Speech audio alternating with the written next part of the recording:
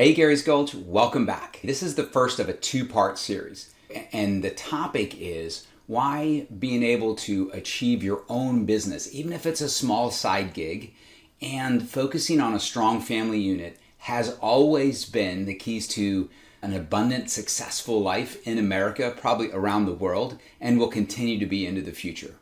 And so focus on that next generation, on strengthening the family, building a family if you've been led down a path that doesn't have you there.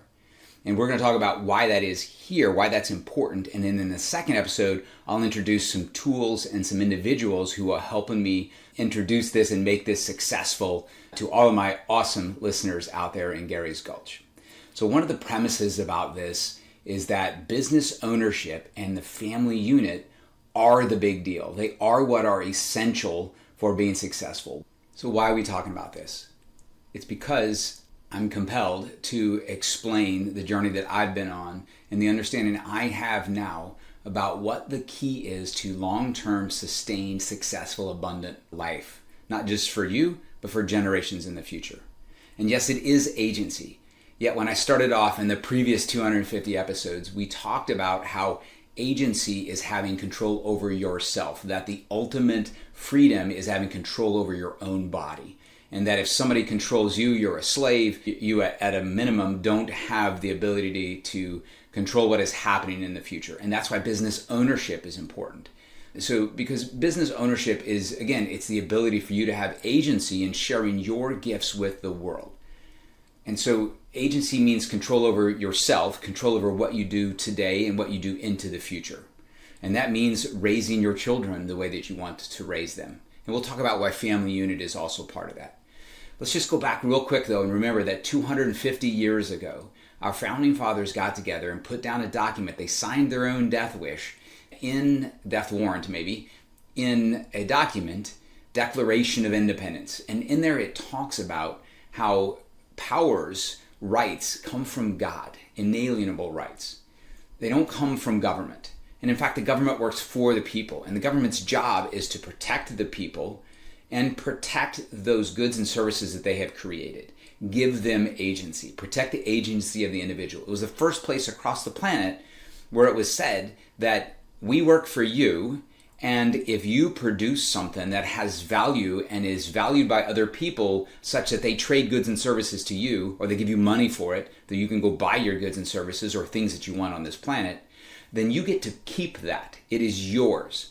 You own it by virtue of the fact that you and your being that you own has created something, and that value is retained by you. Now, since then, we've added all kinds of taxes, we've added all kinds of restrictions, and communism and socialism have come at us over and over again. And it is not until it gets bad enough that we do something about it. Clearly in New York City, it is not bad enough yet. So we're going to go try a Mamdani socialism role. And that's going to fail like crazy. It's bad enough for some people, and they're all flooding to red states to get out of that world. But it's not bad enough for everybody yet, sadly. And so there's going to be more pain, and we get to this place where weak people have created hard times, and eventually the hard times will create very strong people, and those strong people will again bring us back to God-centered agency and freedoms that were created by our founding fathers 250 years ago. I have this vision that at the 250th anniversary, 6 months from now or 8 months from now, things will be far better because we will have seen how bad it can get. And we will have momentum in the Republican Party. And Donald Trump will lead us to a position, to a place where we have good times coming into the future.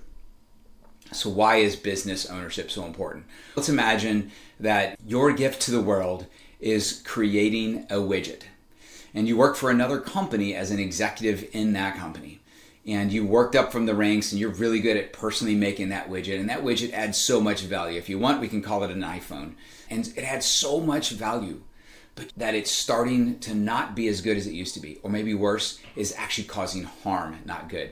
What do? You change it, right? You have divine vision that you can change it and you can make it better. But you don't own the company. Now what do? You go to the owner and you say, this is so important, this is why. But in the end, for some reason, they don't believe you. They don't agree with you. And they don't allow it. See, agency over yourself means that you have the ability to make the decisions. And that's what I talked about for 250 episodes.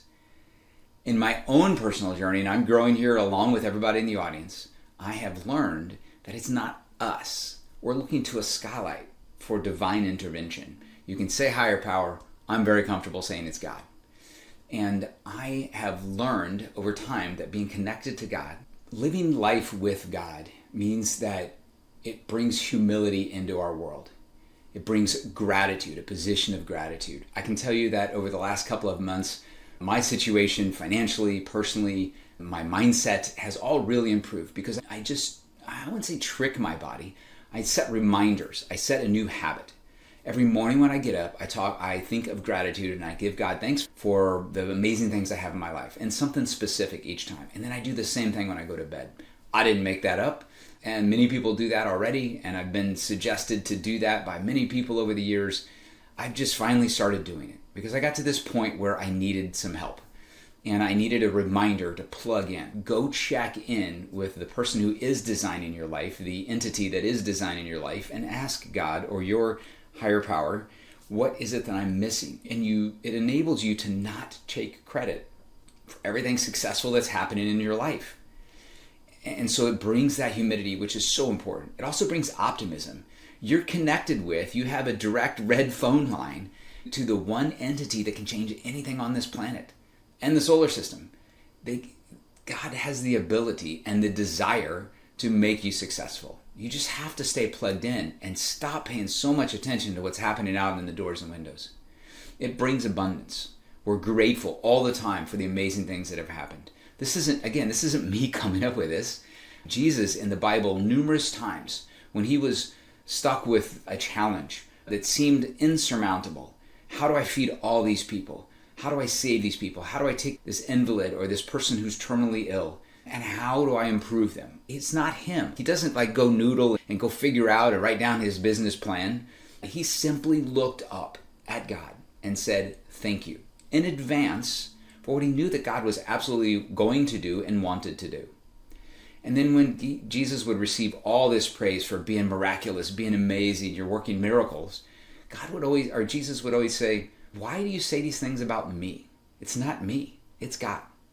And the more that we can remember this and that we can get connected to it. And again, for me personally, it was just this routine of doing it when I wake up and doing it when I go to bed. It just keeps me plugged in enough. And I'm starting to work on when I have challenge, when something super frustrates me during the day, I take a pause and I look up and I say, God, I'm calming down now. What am I supposed to learn from this? What is my next step? All right. Sometimes he screams to the megaphone. Sometimes I don't hear anything. But that just means I have to try again, right? And keep plugging in until the message is the right time and I get it. And so again, being connected with your higher power brings gratitude. It brings humility. It brings optimism. It brings abundant mindset, and it brings guardrails. It creates this character. It creates these limits through which we won't go. We will not go beyond these limits because we've understood it's not the right thing to do. But what has the crazy left done? What has Planned Parenthood and the creators, the evil creators of that, who also promote things like the women's movement and job and self before others, and it's my body, my way, and I'm not killing any babies, I'm just trying to protect myself, right? All of these things are intended to break up the family unit. And that seems like a big statement, but it's true. Why is it that we want to convince women not to sustain our American society by enabling an environment and a focus that brings babies into this world? Why is it that we want them not to get married? Why are we pushing all this? Why are we glamorizing all of this? Because a strong family unit that is God-focused and family-focused, that wants to control their own and add value to the world with businesses or just providing value, is what made America great. It's what our founding fathers were after, and it's why we're the superpower. And until that is broken apart, until people become less optimistic, they become pessimistic. They become black cloud. This is why the goth thing is out there. It's why people make changes to their body and put all kinds of rings in and holes in their ears and dress in black and have this horrible attitude. It's because they're not God-connected power, and that is the intention. to keep people in poverty and keep them controllable for a world power, you have to get them disconnected from their higher power. Because if you're appropriately connected to God, you're invulnerable. Now, I say invulnerable. Your spirit cannot be broken. Charlie Kirk, God rest his soul, was taken from this planet by evil. So I'm not saying that you're impenetrable from evil forces. That's not what I'm trying to say. What I'm trying to say is that Viktor Frankl said in his book, Man's Search for Meaning, the one thing that they cannot take from you is how you react to situations, is your mind. If you can remain connected to God, he will protect your mind and he will help you through the toughest of situations. But if you don't remain connected, if you become convinced that all of this stuff that has happened in America from people like the Planned Parenthood evil groups, then you start to have ego. It's all about me, my body, my choice. Why do I have to stay at home and raise children and you go off to work? You get this hubris. I was successful for my career. I'm the cause of my career and my success.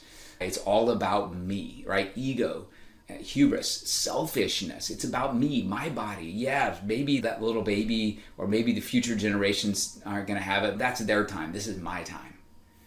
It also brings tremendous sadness, right? That's why the black stuff is there. And it brings scarcity mindset. If I don't pull it for myself, there won't be enough out there. And it brings emptiness. And that perpetuates itself. And so my goal is to help people stay in this position of connection to a higher power, remain abundant, remain optimistic, and remain humble. I try very hard not to take credit for anything that has happened in my life. It is God pushing me on a journey that I don't know what's around the corner. And that's fine, because I remain connected and it will be let out to me. It will be shown to me when it is my time to take that next step. So I hope that is helpful. But now let's bring it back to business ownership. We talked about the family unit. Why is the family unit important? Because you have ideas that have been given to you from God. And it's a journey, right? Our entire life is this journey of discovery and understanding. Some of them, Charlie Kirk, he gets there before his 31st birthday, far beyond where I hope to even be able to get in my connection with God and my understanding of what's important and what needs to be done. But I continue to get up every day and work on that.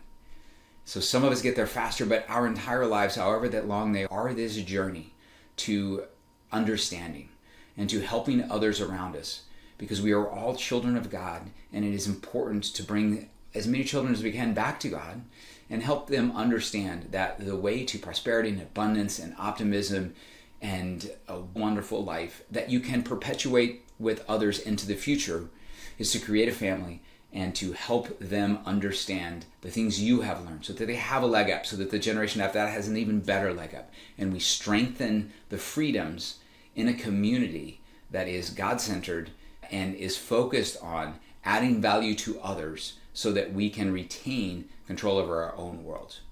So let's talk just a moment about business ownership then. We talked about that scenario where not being able to actually do what God has told you is important if you're working for somebody else is the reason that you need that level of agency and control in your world. And I've shared that my personal journey throughout these podcast episodes and working with my incredible spiritual guide, Tammy Brannon, with the Blueprint Process, has been to learn and understand that it's not actually us in control of these things. Yes, in the worldly doors and windows perspective, it is us in control because it's none of these other beings out there in the mortal world that would be in control if we're in control.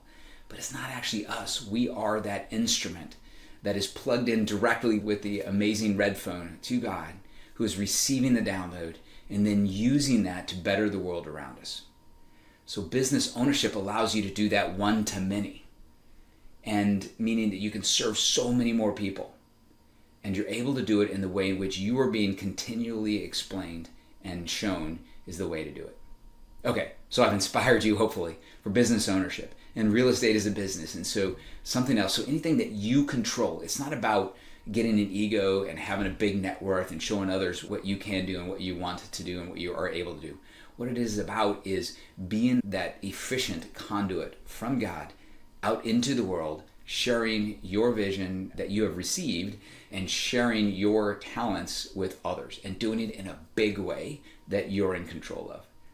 So the next episode, I'm going to dig into some of those tools that I'm working very hard on to be able to provide to my clients, my listeners, and all of you out there in Gary's Gulch who have said, you know what, I don't want socialism, I don't want Mom Donnieism that's happening in New York City.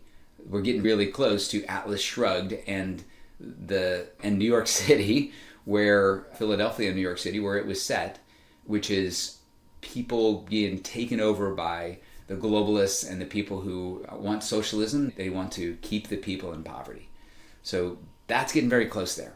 And remember, the people and the point of Gary's Gulch title is that there was a place called Gulch, and where individuals learned together and they taught and they had camaraderie and they had community so that they could go back and recapture the world to what our founding fathers had created, which is connection to God, acting under God, and with the ability to control the future for yourself, your strong family unit that brings future generations that are like-minded for peace, loving, optimism, gratitude, that operate with guardrails in the betterment of all of those around us in our community. So until next time, thanks so much for reading Atlas Shrugged and staying connected, going back to old episodes, and buckling up for a next episode where I'm going to talk about how I'm helping business owners today and much bigger in the future to control and shape a better future for your family, your business, your community,